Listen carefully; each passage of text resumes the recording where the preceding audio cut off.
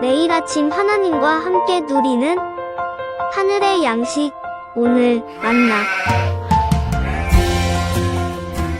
제 16장.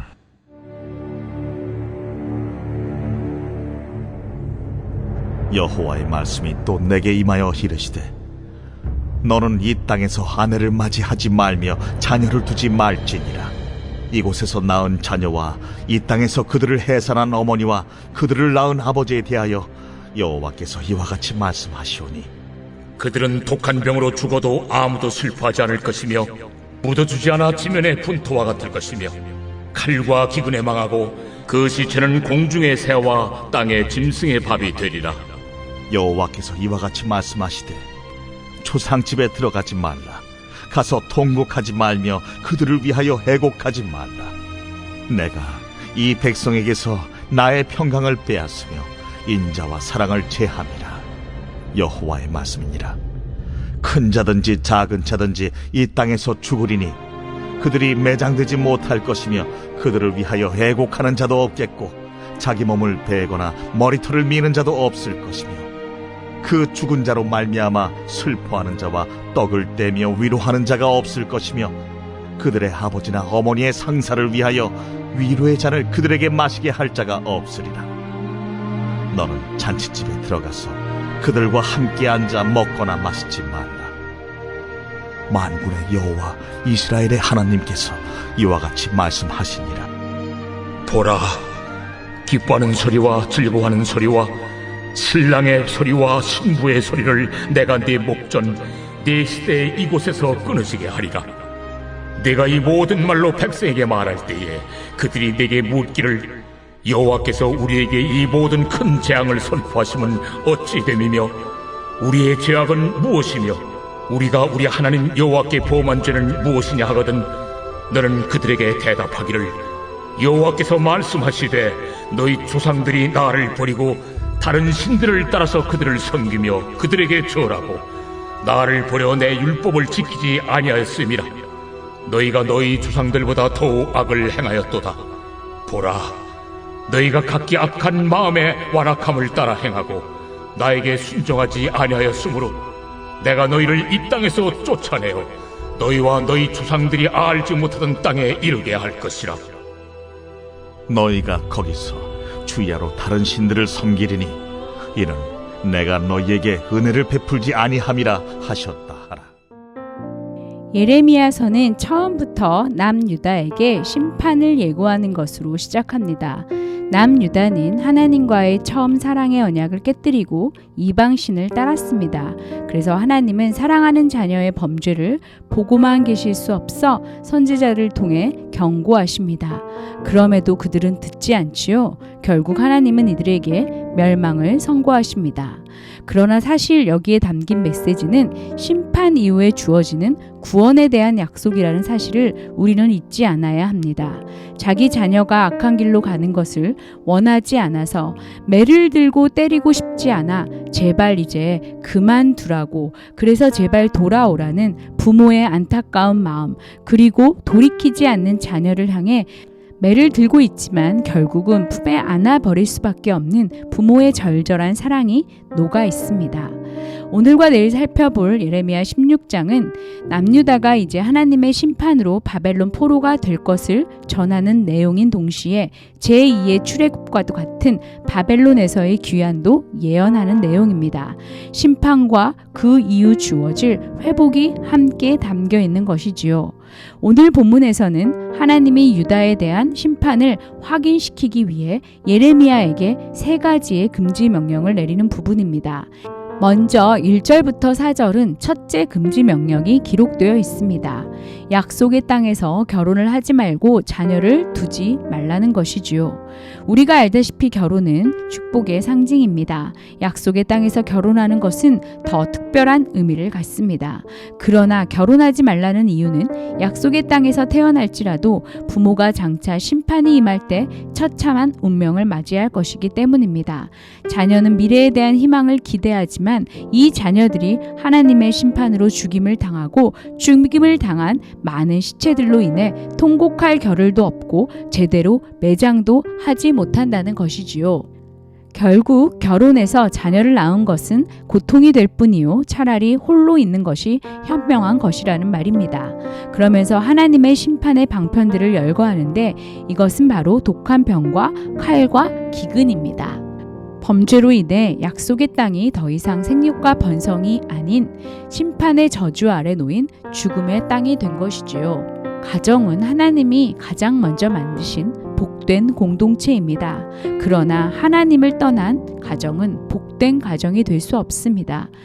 우리의 가정에서 우리는 하나님이 주신 각자의 사명을 다해야 합니다.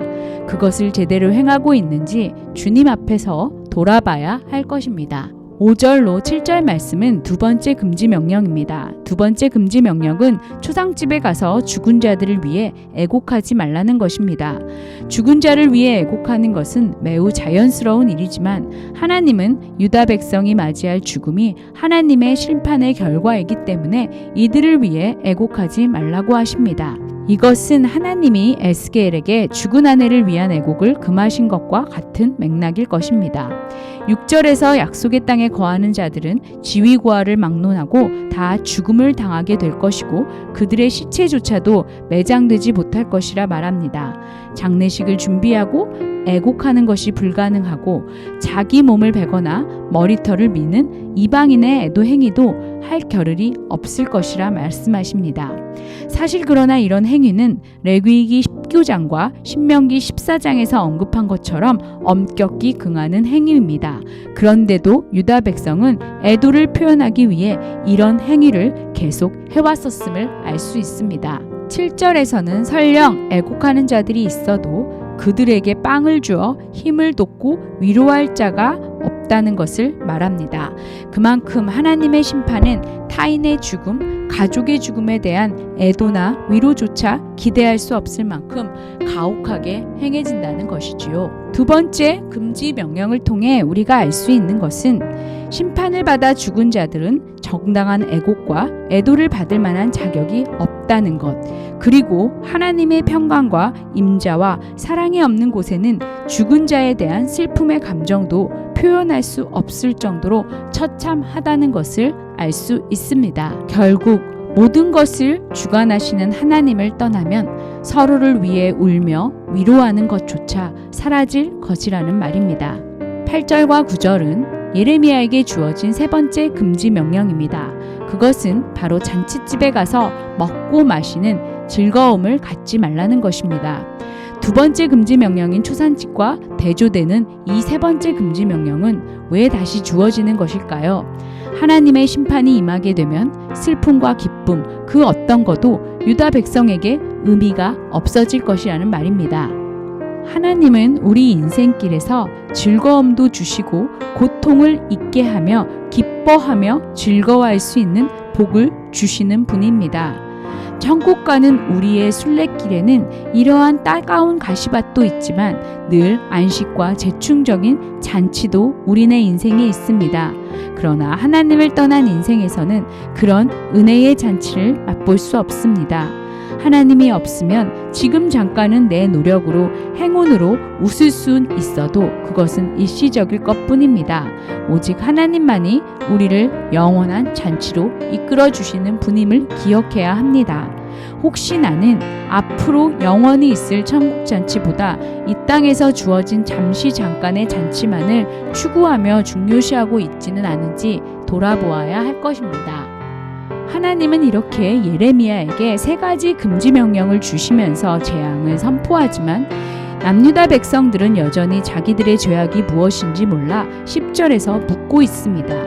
예레미야는 우리 죄가 무엇입니까? 라고 묻는 백성들에게 너희 조상들이 나를 버리고 다른 신들을 따라 그들을 섬기며 그들에게 절하고 나를 버려 내 율법을 지키지 아니하였음이라는 하나님의 대답을 전합니다.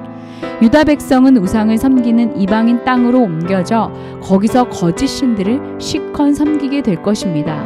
그렇게 되고 나서야 비로소 우상의 정체를 알게 되고 다른 신들이 얼마나 헛되고 무익한 것이었는지를 깨닫게 될 것입니다. 우리는 예레미야의 예언들을 통해 하나님이 우리에게 은혜를 베풀지 않으시면 어떤 상황이 우리 일상에서 벌어지는지를 뼈저리게 보고 있습니다. 하나님을 떠나면 모든 기본적인 관계도, 모든 기본적인 감정도 결코 당연시 되지 않습니다. 아침에 일어나 밤에 잠들 때까지 우리가 경험하는 아주 일상적인 일들, 가끔은 그저 너무 루틴이라 깨닫지도 못하는 모든 우리의 일상들이 사실상 하나님의 은혜인데, 하나님을 떠나면 이 은혜조차도 누릴 수 없다는 것입니다. 내가 삶을 나누고 나에게 사랑하는 가족이 있다는 것, 내가 감정을 그들에게 표현할 수 있다는 것 자체가 하나님의 은혜입니다. 가까운 이의 죽음을 슬퍼하고 함께 위로하며 함께 즐거워하는 일은 당연한 일이 아니라 하나님의 은혜로 주어진 것입니다. 함께 마시고 즐거워하는 것, 이 모든 일상의 감정들도 하나님의 은혜입니다. 기쁨과 함께 슬픔도 경험하는 이 모든 것이 다 우리의 감사의 제목입니다. 너무나 당연시 여겼던 일들이 실은 모두가 하나님의 은혜로 주어진 것들임을 우리는 알고 있나요? 일상의 모든 일들이 하나님의 은혜임을 인정한다면 지금 저와 여러분은 어떻게 해야 할까요? 가족과 친구, 직업과 학교, 내가 해야 할 모든 일들, 나의 일상에 일어나는 여러 일들이 있음을 우리는 감사하고 하나님을 떠나 이 모든 것들은 다 무의미하다는 것을 깨닫는 저와 여러분이 되었으면 좋겠습니다.